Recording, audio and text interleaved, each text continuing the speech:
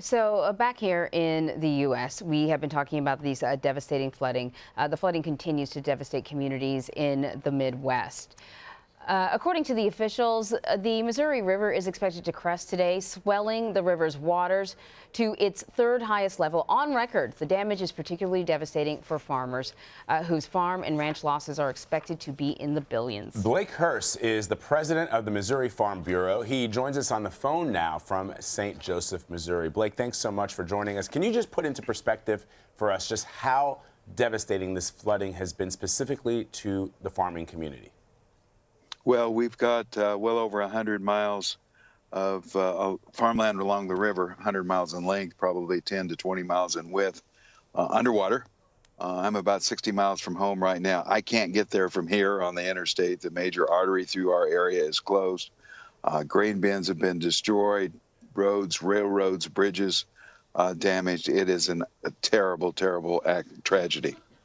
So, we have our Don Daler who's been covering the story, and one of the things that he has pointed out to us is this is just one in a series of challenges that farmers in the Midwest have been grappling with. Can you just give us a sense of what else is going on that in the midst of this, of Mother Nature taking its toll, that farmers have to handle as well? Well, we've been a 5-year decline in net farm income. We've seen prices for the things we grow go down over that period. On top of that, we were in a downward trend when the trade disputes started, but they have accelerated and worsened that trend.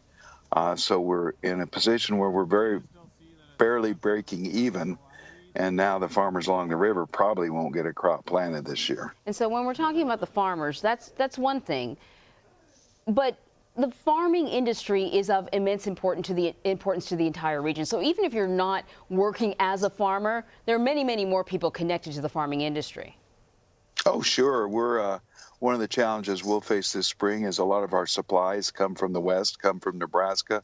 The major arteries that connect us to our neighbors to the west are gone, and we don't know when they'll be reopened. When this flooding happened in 2011, roads were closed for 3 or 4 months. If we face that situation, it'll be hard to get supplies. All those people that depend on farmers for their business, people who sell fertilizer, seed, fuel, they're all going to be affected by this as well. So I guess stepping back a bit, Blake, how will this impact other parts of the country and the world, essentially, that may be dependent on livestock and produce from your region? Well, we've lost a lot of inventory. Many of the farmers had grain stored in metal bins. The grain gets wet, swells up, just like it would in your cooking pot, and collapses, expands and collapses the bin. So we've lost some inventory. We'll see some disruptions in supply, just moving the grain, moving the things we produce around.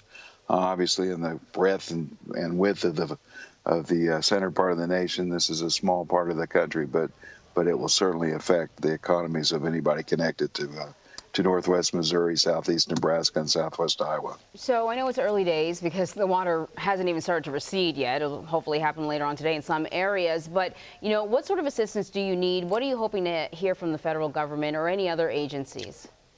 Well, we'll need, first off, we have emergency conservation programs under the Farm Bill that actually are out of funding. We'll have to hopefully supplement that funding. We'll also need infrastructure money to replace bridges, place roads, and obviously at some point rebuild the levees that have been destroyed by this flood. All right, Mr. Blake Hurst, our hearts go out to you and to all of those devastated by this historic flooding. We appreciate your time in speaking with us today. Thank you, sir. You bet. Thank you.